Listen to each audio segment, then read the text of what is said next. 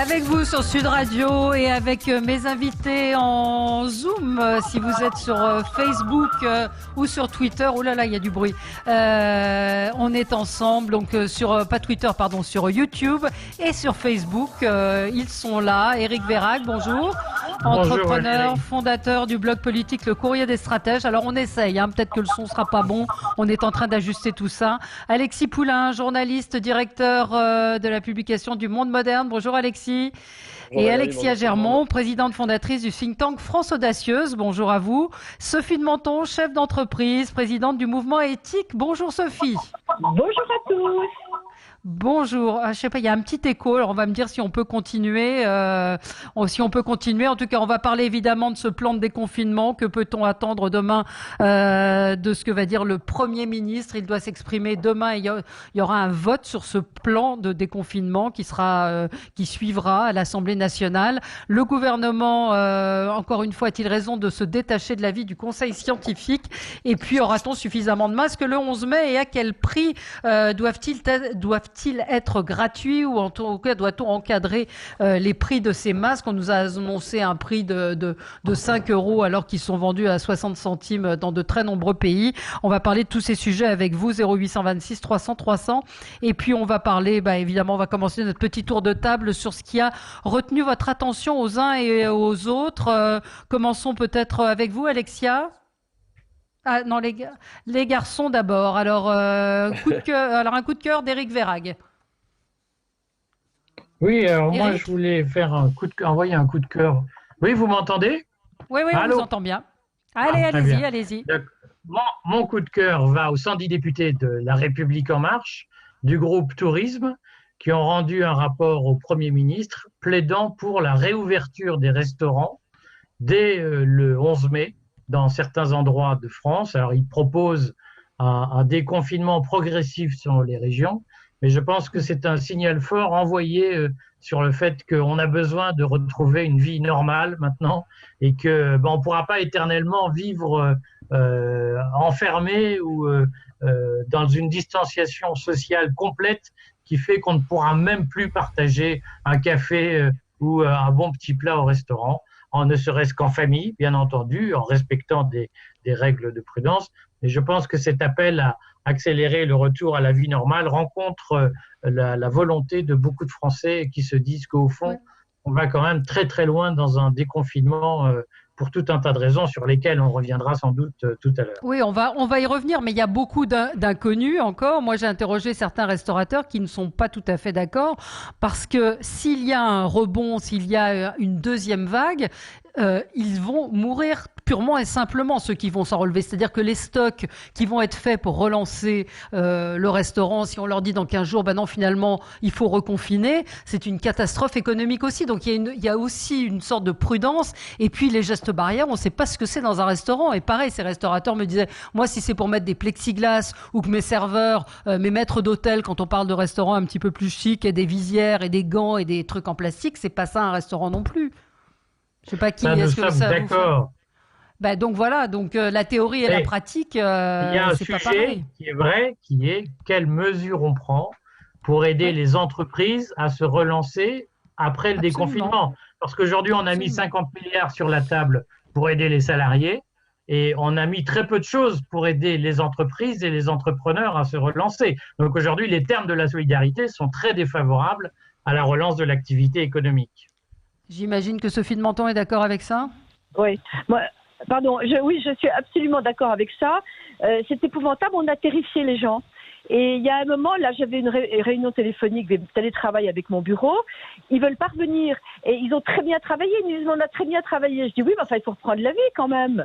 Et donc, on a un vrai problème. On ne fait que terrifier. On a oublié de dire aux gens qu'il fallait recommencer à travailler. On a fait tout ce qui était imaginable dans les entreprises et on n'attend pas l'État, croyez-moi. Si vous saviez ce qui est fait, les chartes, les produits qu'on a achetés, les signaux au sol, on a organisé le télétravail de façon à ce qu'il y ait la moitié qui vienne, l'autre moitié pas, on a alterné. On a tout fait 10 fois mieux que ce qu'aurait fait l'État ou l'administration en tout cas, mais il va falloir arrêter de paniquer les gens qui sont dans un état pas possible et la peur n'a jamais protégé d'un virus. Non, mais la prudence parfois. Alors bon, on va peut-être revenir sur ce plan de déconfinement parce que ça fait partie de notre débat sur l'impréparation, sur peut-être aussi ce que nos politiques, le comportement des politiques fait que il y a peut-être aussi des raisons de ne pas être rassurés entre les ordres, les contre-ordres. Le papier d'Anne Roumanoff hier dans le JDD était très drôle. C'était exactement ça, c'est-à-dire les masques les masques ne servent à rien, les masques servent à quelque chose. On en aura, on n'en aura pas. Donc on n'est pas très rassurés. Non plus. Alexia Germont, un coup de gueule. Oui, j'avais un coup de gueule, une fois n'est pas coutume. Je trouve que de parler de vacances beaucoup sur tous les médias, alors que l'économie aura besoin vraiment de l'énergie de tous, me paraît totalement décalé à ce stade-là. Alors on comprend bien que ça part d'un bon sentiment, c'est-à-dire que ça part du sentiment de vouloir préserver le secteur du tourisme qui concerne, qui est très important et qui concerne beaucoup de salariés. Mais je crois qu'il faut se mettre du point de vue aussi tout simplement déjà des salariés, c'est-à-dire que rappelons-nous qu'il y a quand même plus de 10 millions de salariés aujourd'hui qui sont en chômage partiel, et je pense que pour la plus grande majorité d'entre eux, ils seront surtout absolument ravis de se dire qu'ils retrouveront un emploi quand c'est possible à la sortie. Donc tous les salariés qui sont concernés par le chômage partiel aujourd'hui, je pense quand même que leur première priorité, c'est pas de savoir s'ils vont prendre 3 ou 4 semaines de vacances et où, c'est surtout de savoir si leur entreprise a survécu à ce moment anxiogène, il va être capable de les accueillir, parce que la réalité, il faut bien le dire, c'est qu'on sait que sur ces 10 millions de salariés, il y en aura un certain nombre qui malheureusement vont perdre leur emploi. On l'avait déjà vu pendant la crise de 2008 et on va le voir ici. Maintenant, si on prend le prisme des entrepreneurs, c'est pas Sophie de Menton qui va me contredire, je pense. Évidemment que toute leur énergie est d'abord concentrée sur la pérennité de leur entreprise. C'est pas de savoir non plus si en août ils vont être capables de partir comme d'habitude. Et je mentionne un sujet que je connais un peu, qui est les libéraux, pour le coup. Et là, c'est une incertitude totale. Pourquoi ? Parce qu'on va avoir l'impact par rapport aux clients, bien entendu. C'est-à-dire qu'il y a un certain nombre de clients qui risquent de ne pas avoir passé la crise. Et puis, il va y avoir l'impact des délais de paiement derrière. C'est-à-dire que pour ceux qui ont réussi à passer la crise, pour les libéraux, le plus important aussi, c'est de savoir quand vos clients vont être capables de vous payer. Parce que pour le coup, vous avez évidemment un matelas social beaucoup plus faible quand vous êtes dans les libéraux. Voilà. Donc l'inquiétude, je crois qu'elle se porte, on l'a vu, sur le comportement d'épargne en priorité. Je pense que ça montre bien que la priorité n'était pas aux vacances. En revanche, là où c'est tout à fait légitime de se poser la question, et le secteur du tourisme devra y répondre très rapidement, c'est également comment en fait se renouveler. C'est-à-dire que la prise des vacances, bien sûr qu'on en a besoin, parce que ce confinement n'aura pas été un temps mort où on n'aura rien fait, c'est un temps plus anxiogène, où beaucoup de choses se sont remises à zéro, beaucoup d'inquiétudes, mais aussi beaucoup de questionnements très profonds.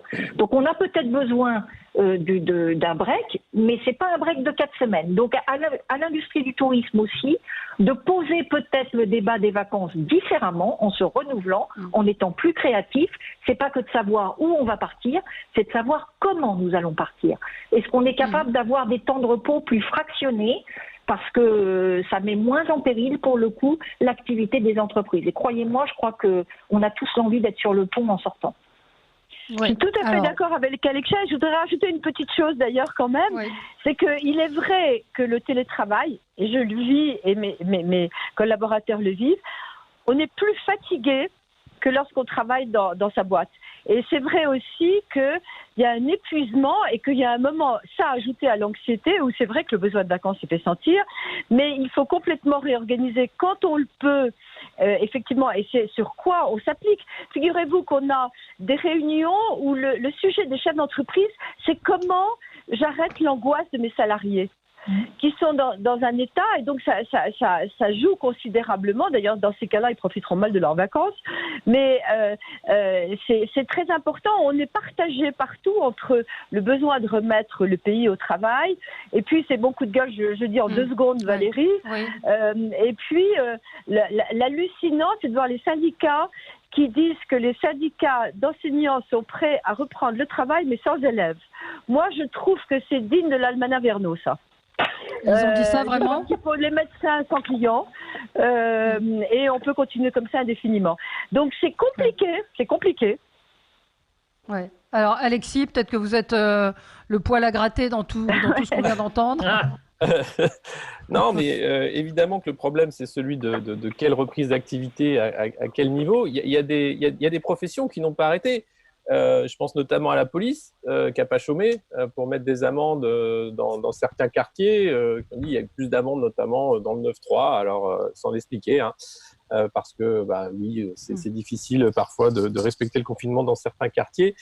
Il y a tout ce qui est les télécoms, bien entendu, l'énergie. Enfin, donc, on peut peut-être s'appuyer sur ces gens qui ne se sont pas arrêtés en disant voilà, quel est le pourcentage de gens qui sont tombés malades à ce moment-là? Est-ce qu'ils ont mis déjà des mesures? Le vrai problème, c'est sur les lieux d'accueil, qui sont la restauration, évidemment, et le spectacle, où là, on n'a pas de solution parce que c'est le risque, hein, c'est d'agglutiner trop de monde dans un espace réduit. Et évidemment, il va falloir trouver des solutions parce que 40% de faillites dans ces secteurs-là, c'est pas une solution. La question, c'est comment assurer une reprise de l'activité, comment alléger les charges aussi pour ces secteurs-là, évidemment, en disant si vous pouvez pas relancer un restaurant à 50 couverts quand vous aviez 50 couverts, à ce moment-là, vous devez pas. Il faudra mettre en place des aides innovantes pour ce secteur-là. Voilà, donc il n'y a pas de solution miracle. Malheureusement, on va vivre avec ce virus, ça c'est un fait. C'est comment on va vivre avec, c'est-à-dire est-ce qu'on aura assez de masques, est-ce qu'on aura assez de tests, est-ce que les Français vont être assez citoyens pour continuer les gestes barrières et pas faire ce qu'on a vu dans le 18e, des rassemblements pour fêter le déconfinement et se mettre à danser dans la rue. C'est ridicule. Donc à un moment, on doit faire confiance à tout le monde. C'est pas seulement l'État papa qui va s'occuper de tout ça ou les entreprises qui devraient prendre par la main tout le monde.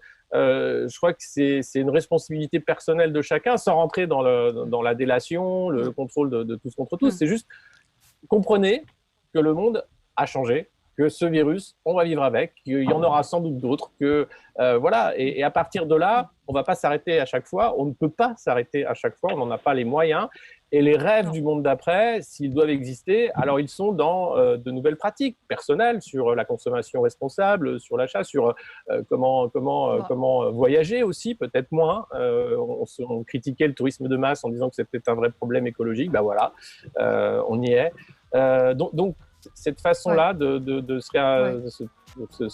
vivre de se autrement, réinventer, mais peut-être pas non plus. Un auditeur nous dit le monde a changé, mais on fera la même chose qu'avant. On verra bien. On se retrouve dans un instant. Sans doute. On va parler de ce déconfinement avec le plan qui doit être annoncé demain par le Premier ministre. On sait d'ores et déjà qu'il n'y a pas assez de tests, pas assez de masques. On va parler de ce cafouillage aussi autour de la reprise de l'école le 11 mai qui me semble bien compliqué. Et puis votre coup de gueule également, Alexis Poulain, dans un instant. À tout de suite. Avec vous sur Sud Radio jusqu'à midi pour commenter l'actualité, le plan de déconfinement, les masques qui manquent, l'école qui reprend le 11 mai sous certaines conditions. Alexis Poulain, votre coup de gueule? Alors moi, c'était sur cette vidéo qui a fait scandale jusqu'au sommet du ministère de l'Intérieur où on voit des policiers en intervention qui cherchent quelqu'un qui s'est jeté dans la Seine pour leur échapper parce qu'il essayait de voler des engins de chantier apparemment. Les bicots, ça s'est pas nagé, tu aurais dû lui mettre un boulet. Il aurait coulé, ce genre de mots, et entendre ensuite les coups et les rires des policiers qui font froid dans le dos. Et ça fait écho à une autre vidéo où on voyait un policier frapper à coups de muselière un homme à terre, un homme déficient mental, et engueuler son chien qui n'attaquait pas. En disant, il est con ce chien, parce que lui n'attaque pas. Donc il y avait vraiment, je crois que tout le monde est à cran, et c'est nécessaire, je crois, de recadrer certains membres des forces de l'ordre pour comprendre que ces comportements ne sont pas tolérables dans la police républicaine. Ce qu'a fait Christophe Castaner en expliquant que les racistes n'ont pas leur place. Maintenant, l'IGPN est saisi. L'IGPN est souvent saisi lors de ce quinquennat. J'espère qu'il y a suffisamment de staff pour faire les enquêtes et pour y arriver. Je crois que c'est important de restaurer la confiance avec les forces de l'ordre et les populations si on veut réussir le déconfinement, si on veut de toute façon continuer correctement. Parce que depuis 3 ans, ce qu'on voit, c'est une cassure qui s'élargit de jour en jour entre les populations et les forces de l'ordre, et rien n'est fait pour raccommoder, pour montrer l'exemple, pour dire que c'est fini, qu'on passe à autre chose. Et ça, moi, ça m'inquiète parce qu'on ne peut pas avoir la police d'un côté et les populations de l'autre. Tout ça, c'est un tout. On est tous Les populations citoyens. qui, bien évidemment, sont toujours très sympathiques avec les policiers. Alors, Je n'excuse. C'est pour ça que je vous dis. Non, mais je n'excuse en rien. Ces propos sont scandaleux, indignes. Ce que je veux dire, c'est qu'il y a des vidéos qui circulent aussi de délinquants qui attaquent les forces de l'ordre. Ces vidéos-là sont beaucoup moins commentées et beaucoup moins. Et qui sont tout aussi racistes et scandaleuses. Mais c'est pas fromage ou dessert. On les traite de bleus, on les frappe par derrière. Enfin, ils s'en prennent plein la gueule, nos forces de l'ordre, quand ils essayent de faire leur travail.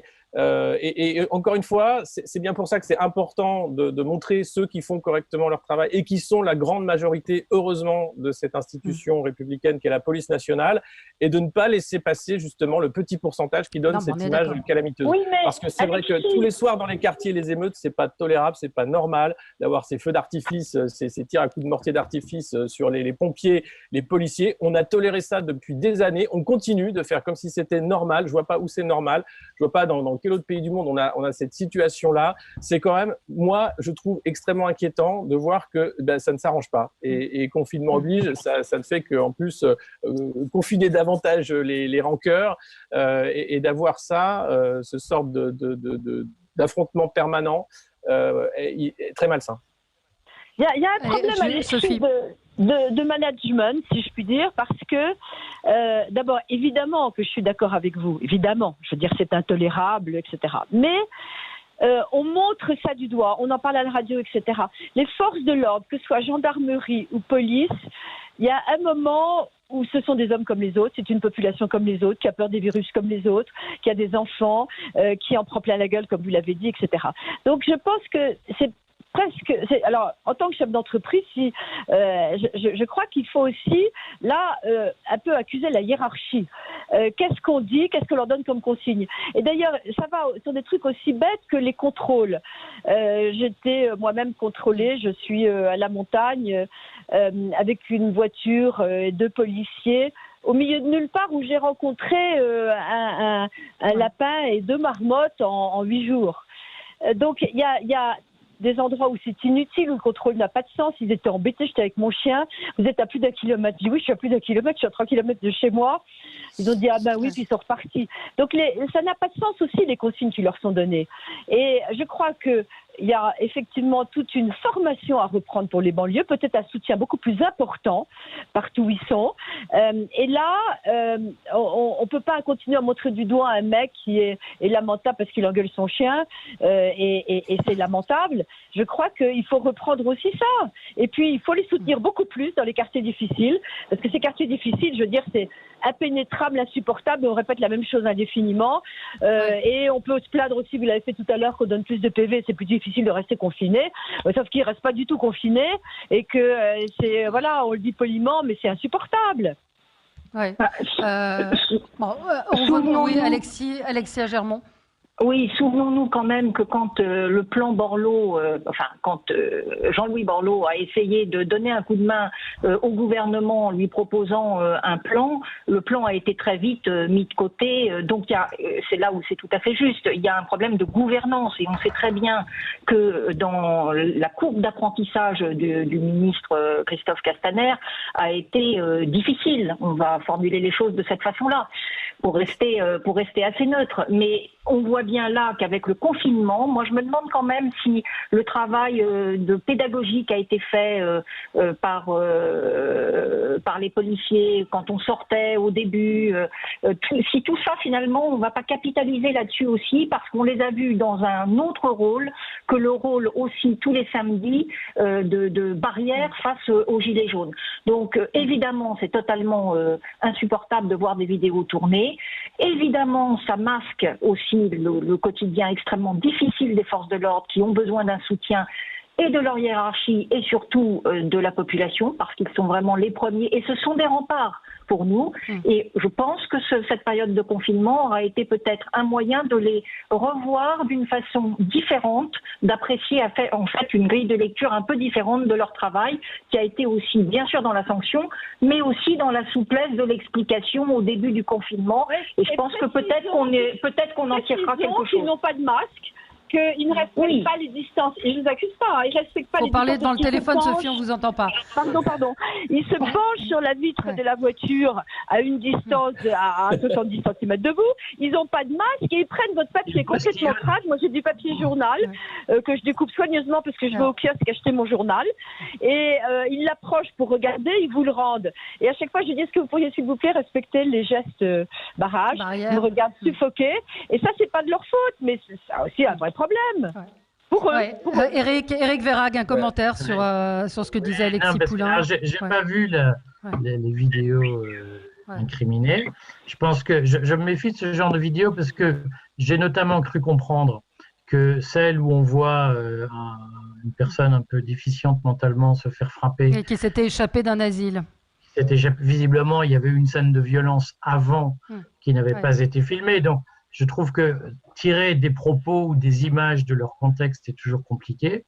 En revanche, j'ai la conviction profonde, et vous le savez, j'habite un quartier mixte, qu'il y a un sujet aujourd'hui, il y a une espèce d'arlésienne qui s'appelle le problème des banlieues, qui connaît des hauts et des bas, et je pense qu'il n'est pas impossible que le déconfinement donne lieu à une séance de haut. Alors, statistiquement, je crois qu'en réalité, il n'y a pas de tension aussi importante qu'on le dit. En revanche, il est très probable que le confinement ait bouleversé l'économie souterraine des banlieues, sur laquelle beaucoup de gens vivent, et que ça pose de vrais problèmes sociaux, notamment de prise en charge des frères et des sœurs quand il y a des grandes fratries, lorsqu'il n'y a plus les interventions sociales habituelles. Oui, le problème, et c'est ce que vous évoquez, Éric Verhaeghe, c'est que on n'a pas forcément l'avant et l'après. Je veux dire, le boulot d'un flic, c'est quand même d'interpeller. Donc, il faut quoi? Qu'il y ait un Bristol maintenant. Il y a cette application UVP, filmer la police. Très bien, on va filmer la police en train d'interpeller. Et on va en déduire quoi? On aura l'avant, on aura ce qui s'est passé. C'est très compliqué. Il y a des cons partout, chez les flics, comme dans la population, comme chez les profs, comme chez les journalistes.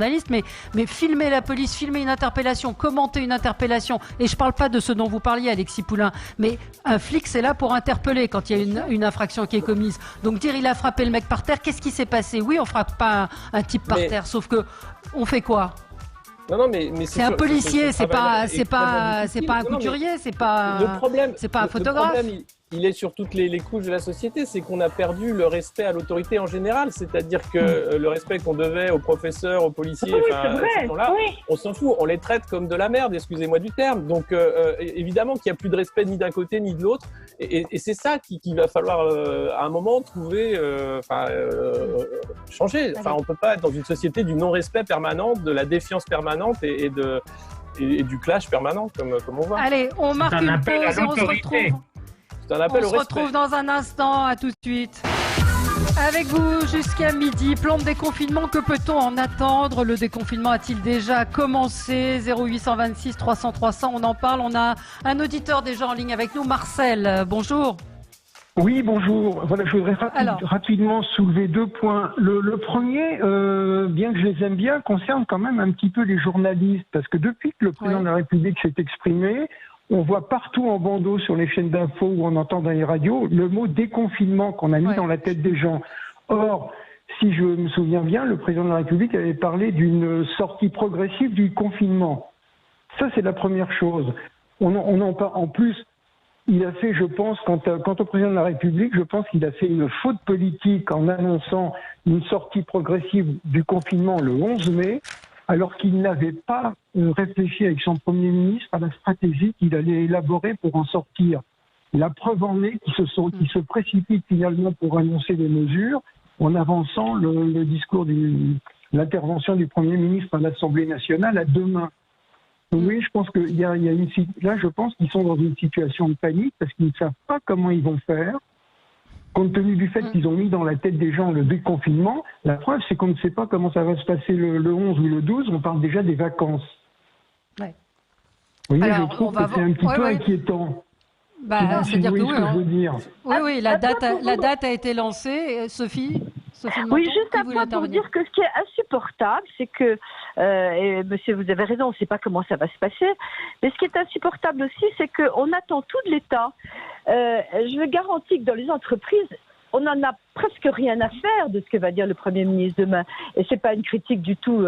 Il faut bien qu'il s'exprime. Bah, Un peu peut-être. Mais je veux dire qu'on a arrêté d'attendre de l'État. Je veux dire, on attend quoi? Des recettes qui nous disent exactement si c'est 1,50 m ou 1 mètre, Non, on doit gérer, et Alexis avait tout à fait raison tout à l'heure, il faut absolument réfléchir à soi-même, quelle est ma position, comment ne pas me mettre en danger, comment faire très attention, est-ce que je respecte vraiment les... Vous parliez vous-même de vos salariés qui ont peur de revenir. Il y a des gens qui aujourd'hui ils ont peur de quoi? À cause de la télé, Valérie. Ils ont peur de... On nous intoxique. C'est l'angoisse absolue. Moi, je mets plus les chaînes d'infos le soir. Je dors plus de la nuit. Non, il n'en peut plus. J'entends des gens ont saturé, en fait. Je crois que Eric. Oui. Alexis Poulain, et puis après, Alexis on fait tourner la parole. Moi, j'étais parti sur la critique des médias. C'est vrai que de plus en plus de gens vont dire, moi j'éteins la télé, j'en peux plus, je sature. Déjà, on ne parle que de ça, on n'a que des informations anxiogènes, et au final, on n'apprend pas grand-chose parce que l'état de la connaissance sur ce virus n'évolue pas par rapport à ce qu'on doit dire tous les jours sur des chaînes d'infos continues.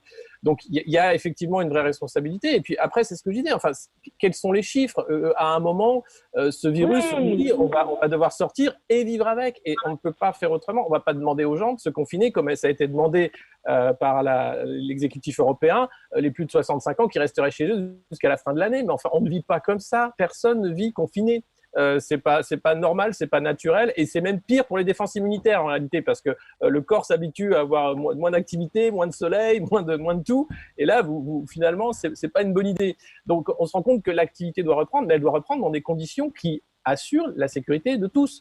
Et Sophie, ce qu'elle disait, c'est vrai, les entreprises sont mieux préparées que l'État. C'est incroyable, mais c'est elles qui ont pu commander des masques, c'est elles qui ont mis en place les mesures, c'est elles qui organisent le travail à distance. Et on n'attend plus rien, effectivement, là c'est une faillite totale, on n'attend plus rien de l'État, pas grand-chose. En disant, si vous vendez des masques à 5 €, nous on les a déjà commandés, on les fait, on s'est débrouillé. Mais pas que les entreprises, tout le monde. On est dans un système D global. Quand vous avez Emmanuel Macron qui va visiter un Super U, il demande aux gens comment vous faites pour la garde d'enfants, et les travailleuses disent moi je m'arrange avec ma voisine. Il fait, c'est le système D. Donc même le président il est là pour dire c'est bien, vous vous débrouillez bien tout seul en fait, vous n'avez pas besoin de moi. Je vais rentrer chez moi, je vais regarder la télé. C'est vraiment ça quoi. Et ce que disait Sophie, on s'en fout de ce que va dire le Premier ministre, mais c'est vrai, on en est à un niveau de finalement cette parole politique est voire néfaste plus qu'utile. Donc autant se débrouiller seul et voyons comment on va faire ça. Mais l'histoire de remettre des enfants dans les classes, on voit bien, quand on connaît comment ça marche les écoles, qu'on amène ses enfants à l'école, que non, il n'y aura pas de geste barrière et que ça va très vite être n'importe quoi. Peut-être le premier jour, ça va être respecté, mais à la fin de la semaine, vous retournez à l'école, ce sera n'importe quoi, ce sera très compliqué. Donc je comprends la colère des enseignants et leur peur d'être adultes et d'être plus à risque du virus que les enfants, sachant que nos voisins italiens ne remettront pas les enfants à l'école avant septembre, que les Japonais ont remis seulement une semaine d'école avant de dire que c'était une très mauvaise idée. Enfin, donc c'est encore une fois... Faisons tourner la parole. Alors attendez, Éric Verhaeghe attendait pour réagir sur ce sujet. Le problème, c'est quand même le cafouillage de communication qu'il y a eu. C'est-à-dire, on nous a dit que les enfants étaient transmetteurs du virus. Maintenant, ils ne le sont plus. Il y a beaucoup d'inconnus aussi sur cette maladie et de choses qu'on nous a dites qui, d'un seul coup, du jour au lendemain, ne sont plus vraies. Alors, Éric Verhaeghe. Oui, moi, je bois du petit lait en vous écoutant, puisque enfin, vous comprenez que la haute fonction publique, ce sont des gens qu'il faut aller voir quand on n'a rien à leur demander. Parce que quand vous avez besoin de quelque chose, ils n'ont jamais la réponse qui convient. Et aujourd'hui, je crois que le pays est en train de s'apercevoir que la gestion par l'État, c'est une vraie imposture, parce qu'en réalité, l'État ne fonctionne pas. Et qu'il est probablement à reconstruire ou à refonder. Mais on voit, ce que vous disiez Valérie est très juste, c'est que, par exemple, qui a compris quelle était l'intention réelle du gouvernement à compter du 11 mai? Est-ce que c'est réellement de déconfiner ou est-ce que c'est de limiter le déconfinement en améliorant un peu le confinement actuel ou en le desserrant un peu sans réellement déconfiner? Il y a, alors je salue l'auditeur qui se souvient il a raison, Marcel, de la République, parce que je crois que plus personne... On a une série de communications gouvernementales qui effacent les unes les autres jusqu'à ce qu'on ne se souvienne plus de ce qui a été dit, et qu'on se dise qu'il y a une confusion totale aujourd'hui à la direction de l'État. Donc moi, ma conviction est que on ne sait pas ce qui va se passer le jour du déconfinement. C'est-à-dire qu'on a perdu la liaison radio avec les Français. Le fait qu'ils ne sortent plus dans la rue, qu'ils ne puissent plus s'exprimer normalement, fait qu'on ne sait pas ce qu'ils pensent, on ne sait pas comment ils vivent ce déconfinement. Et en réalité, les jeux sont très ouverts. C'est-à-dire que le déconfinement peut très bien se passer, comme il peut être une espèce de libération des énergies et la source d'une explosion à laquelle personne ne s'attend. Et je serais curieux de voir comment vont réagir les salariés qui vont sortir d'un mois de télétravail, qui est quand même quelque chose de fastidieux quand on a des enfants, et à qui on va dire « vous n'avez pas de vacances cet été ». Je suis curieux de voir la réaction. On n'a pas dit ça non plus, on n'a pas dit ça. Oui, mais je ne suis pas convaincu que les gens vont réagir sereinement à des annonces qui vont être aussi unilatérales. Moi, je connais des entreprises, Sophie, en particulier des restaurateurs qui m'ont dit « moi, je serai ouvert juillet, août, et les salariés qui ne veulent pas bosser, c'est au revoir ». Donc, il y aura ça, il y aura. Donc, mais oui, il y aura ça. Il y aura ça. Alors, Alexia Germont. Je pense que la faillite de l'État stratège, dont on savait déjà que c'était un État obèse, a été perçue très largement, de toute façon, y compris par la société civile. Elle a été perçue également par le pouvoir exécutif local, puisque non seulement la société civile a fait mieux, mais tout ce qui est délocalisé a fait mieux également. Les maires ont été vraiment au rendez-vous.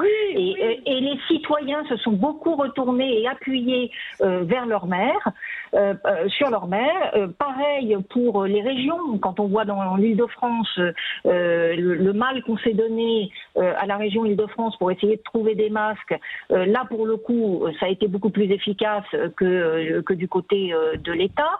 Et en fait, pour rebondir sur ce que disait Éric Vérac, ce que je trouve très intéressant, c'est que dans toutes les modélisations qui ont été faites par des très grands professeurs, il y a une inconnue qui n'a pas été prise en compte, c'est en fait le comportement individuel de tout à chacun. Absolument. Comment est-ce qu'on aura complètement intériorisé cette période?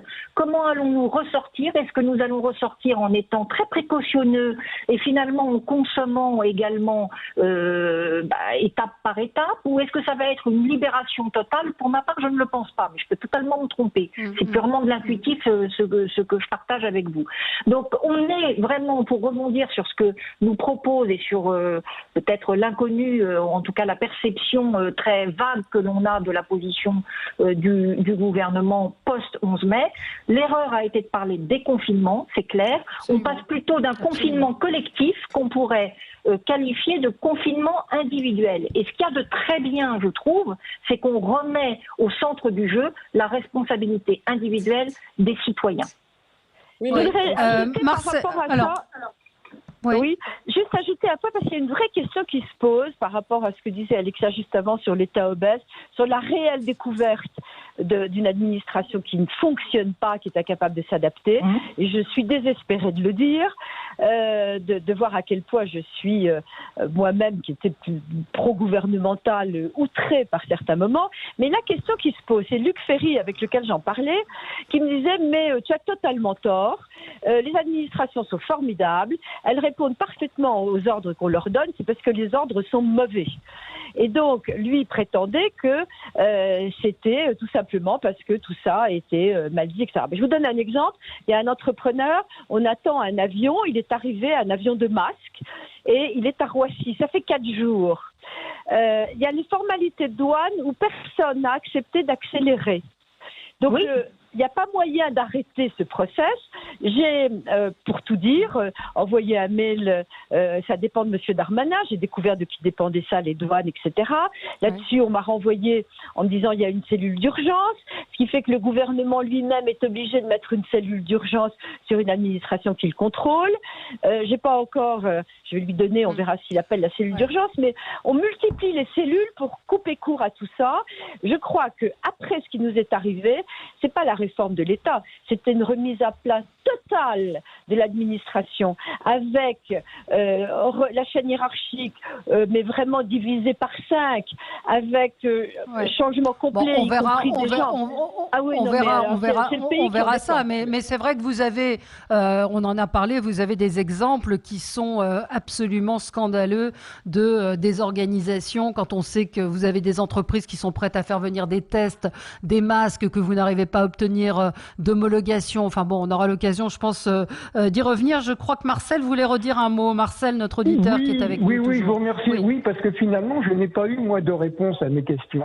J'ai eu des réponses que moi, j'estime hors sujet. Parce que d'abord, je ne suis pas contre le complot contre les journalistes. Je veux juste dire que les mots ont leur importance et les journalistes en connaissent le sens.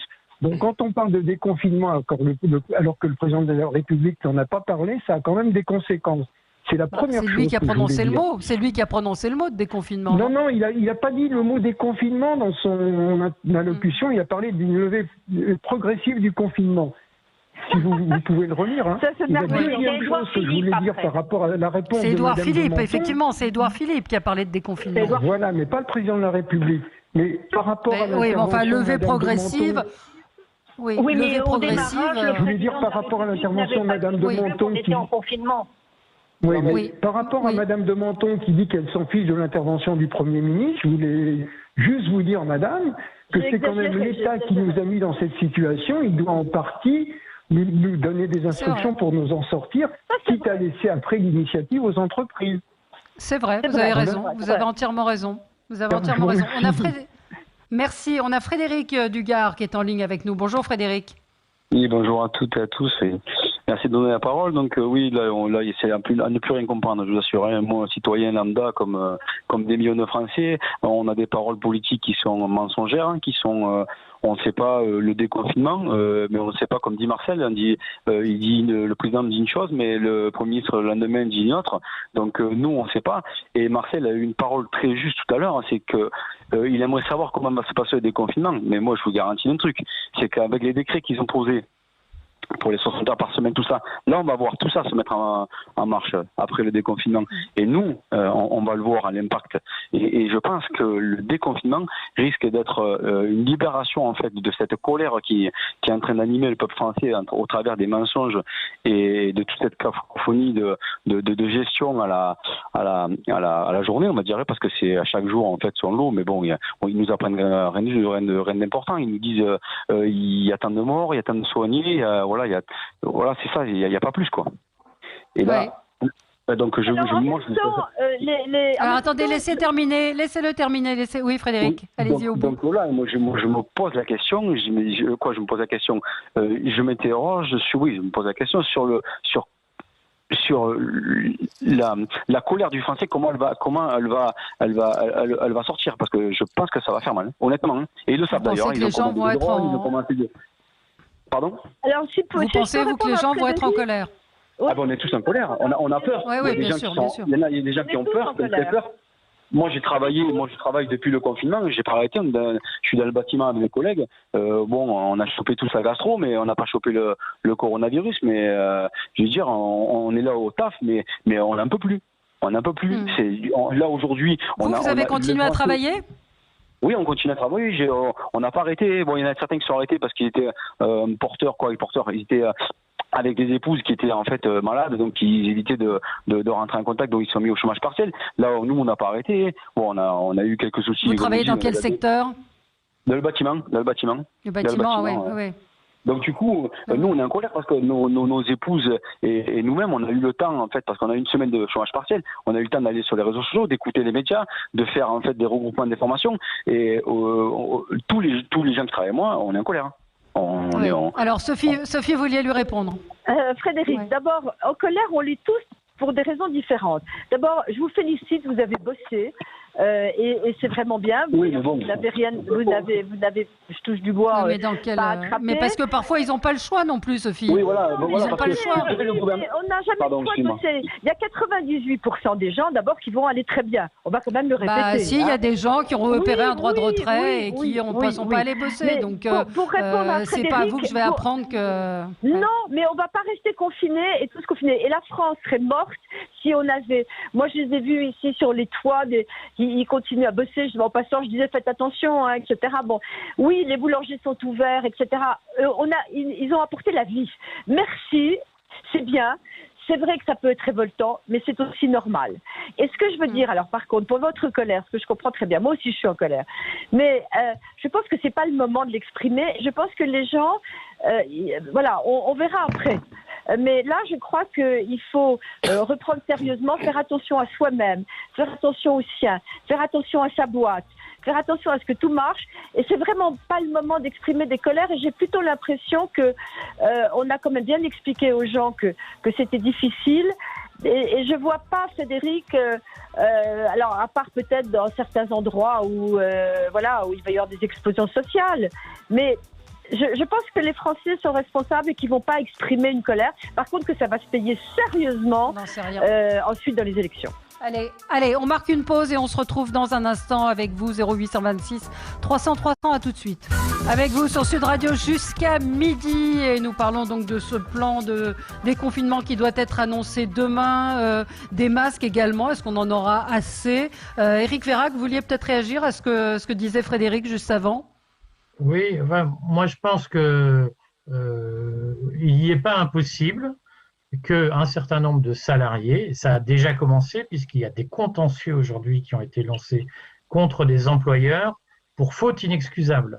C'est notamment le cas dans le secteur des services à la personne où les employeurs qui ont demandé à leurs salariés de continuer à travailler sans masque, par exemple pour s'occuper de personnes âgées seules, lorsque le salarié a attrapé le coronavirus, il attaque aujourd'hui son employeur pour faute inexcusable et demande réparation. Et on va avoir aujourd'hui un vrai sujet en tant qu'employeur qui est, si on n'est pas à même de garantir la parfaite protection du salarié, on sait qu'on sera exposé au risque d'être attaqué devant les tribunaux en cas de contamination et en cas de complications en particulier. Donc, ce sera un risque à bien mesurer et une attention à avoir pour ne pas se faire piéger. Alors j'ai la réponse parce que le mouvement éthique que je préside s'est intéressé à ça, évidemment. On a tous eu très peur, on s'est dit mais on peut se retourner contre nous. Alors il y a deux choses qui jouent. Premièrement, le Covid n'est une maladie professionnelle que pour le personnel soignant. Parce qu'on a eu très peur. Si on mettait ça en maladie professionnelle, alors là, on fermait l'économie. D'une part. D'autre part, nous avons les huissiers de justice que nous avons contactés.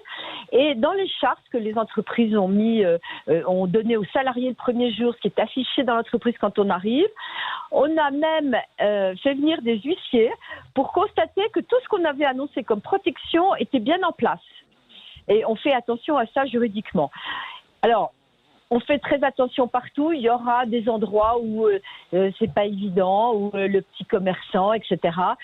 Moi, ce que je souhaite quand même, c'est qu'on ne rentre pas dans un juridisme de ce type. Je veux dire, on a autre chose à faire. On a une économie. Il y en a pour 5 ans à se relever avec notre économie, avec le pognon qui a été déversé comme si on en avait à n'en plus finir et pas forcément aux endroits les plus stratégiques. Donc, franchement, le juridisme... Alors, Alexis, on n'a pas trop entendu Alexis ni Alexia, les deux. Alexis Poulain. Là-dessus, on sent que la peur, elle transpire du haut de l'État. Et ça, c'est pas rassurant pour personne. Parce que oui, gouverner, c'est être responsable.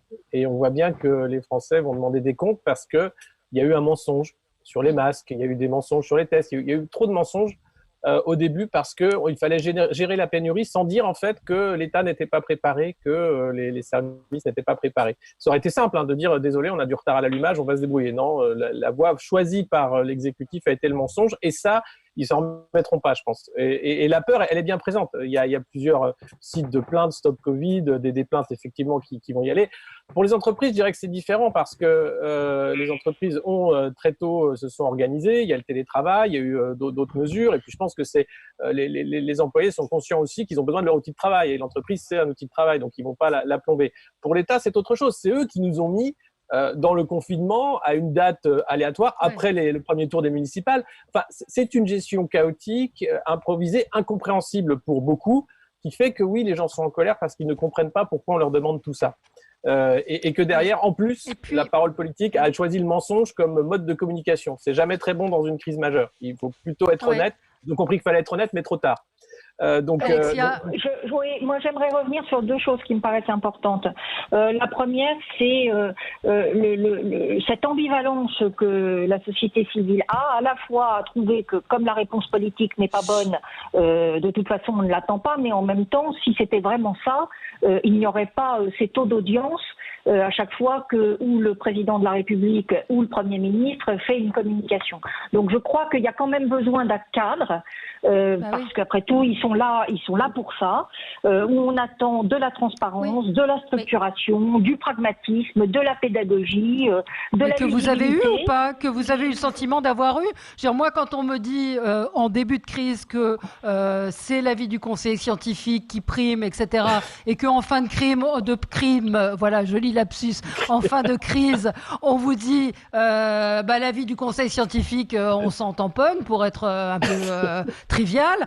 Moi, je comprends pas. C'est-à-dire qu'à un moment, on nous dit les scientifiques ont raison. Enfin, ce sont eux qui vont nous guider. Puis après, on nous dit on s'en fout. Et finalement, le conseil scientifique qui disait l'école en septembre, on les écoute pas. Oui, donc, bien sûr. Mais là, vous êtes très cruel. Non, mais vous êtes très cruel. Les faits sont cruels. Les faits sont cruels. À juste titre, parce que la réalité, c'est que gouverner, c'est tranché. On voit qu'au début, et sur des sujets qui étaient totalement, qui étaient très importants, on voit qu'au début, le gouvernement, quand il a pris ses marques, s'est totalement retranché derrière la parole scientifique, notamment pour la tenue du premier tour des élections municipales, dont on reparlera quand tout ça sera passé, mais évidemment que ça aura été un point de rupture, je pense, très fort dans la confiance que les citoyens auront eu dans la parole publique.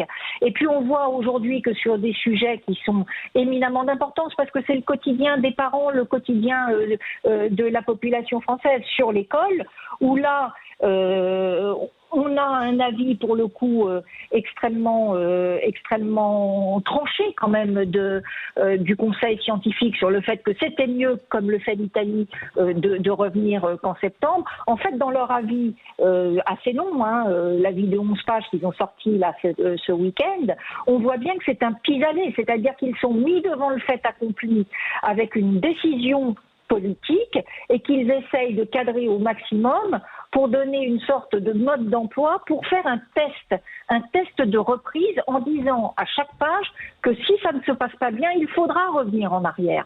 Donc c'est la difficulté de l'absence de lisibilité. Et pour répondre très précisément à votre question du départ, Valérie, autant la première conférence de presse en duo d'Édouard Philippe et d'Olivier Véran avait été extrêmement pédagogique, longue mais plutôt bien perçue, autant la seconde où il n'y a eu aucune annonce, même pas un état sur le sujet qui nous avait préoccupé, que ça soit justifié ou pas, c'était quand même l'hydroxychloroquine pendant toute la semaine, et puis plus largement, même s'ils ne voulaient pas aller sur ce sujet éminemment délicat pour eux, le sujet de l'étude Discovery, parce que moi ce qui me frappe quand même, c'est que, et ça en matière de gouvernance d'entreprise, ce sont des mécanismes qui sont totalement à proscrire, quand vous avancez en fait sur des dates ou sur des benchmarks en vous disant d'ici 15 jours on aura tel sujet qui sera réglé. Prenez l'exemple des études scientifiques. Moi, pardon, mais depuis le début, on nous explique que Discovery, on aura une réponse certainement à horizon 10 jours. Je suis pourtant branchée tous les jours à la télévision ou à la radio. On n'en a pas. On n'a toujours pas la réponse. Donc ils ont complètement décalé. Ce qui est, en fait, ça montre quoi? Ça montre qu'il ne faut communiquer que sur les choses que vous maîtrisez totalement. Parce qu'autrement, l'absence de lisibilité est totale. Et ça, on le paiera certainement, bien évidemment, dans les urnes. Je ne suis pas persuadée qu'il y ait une explosion de violence parce qu'il y aura certainement une priorité qui sera autre, qui sera déjà de garder l'écosystème familial de chaque cellule. Je pense que ce sera un retour vers d'abord aller retrouver ses parents, ses enfants, les petits-enfants. Je crois que c'est compliqué, ça va être compliqué de prévoir ce qui peut se passer. Mais voilà, je vois notre ami Éric Vérac qui sourit. Voilà, merci. Oui. Un dernier mot, Éric. Je suis d'accord avec tout ce qui vient de se dire. Bon, merci à tous les quatre. Merci à vous, auditeurs de Sud Radio. Dans un instant, c'est André Berkoff qui sera avec vous. Prenez soin de vous. Très bonne journée à vous. Bonne journée à l'écoute de Sud Radio. À demain.